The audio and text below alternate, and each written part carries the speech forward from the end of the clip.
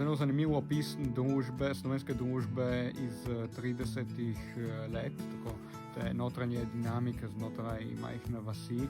In predvsem se mi zdelo zanimivo to, da je režiser dal tudi neko politično sporočilo, ampak ne da bi naredil nek film, ki bi bil samo političen, ampak tudi tako na lahek, na ironičen način, tako da je film dostopen širši publiki.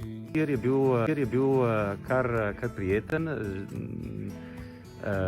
mislim klasika slovenska, poznalo se je, da je besedilo tako solidno, ne, Kosmač pač. Lepo, da so bili podnapisi, italijanski podnapisi in da se to predstavi tudi italijanski publiki.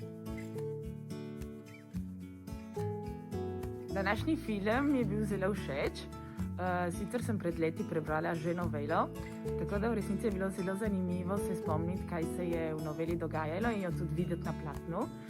Ker ne vedno se zgodi, da tisto, kar beremo v šoli, predvsem pri slovenščini, potem pride na film. Me je prav presenetil film, ga vidim že sicer drugič in vendar vsakokrat se vidijo novi detalji, spoznamo nekaj več in se mi zdi prav lepa pobuda ta Kinoateljejeva, da spoznamo malo več, da se pokažejo slovenski filmi restaurirani. Sem se bal, da me bo razočaral zaradi zob časa, pustite. Se odmeram dober Štiglic, nimaš kaj. Od prvega kadra do konca. In buči mora Adrijansko.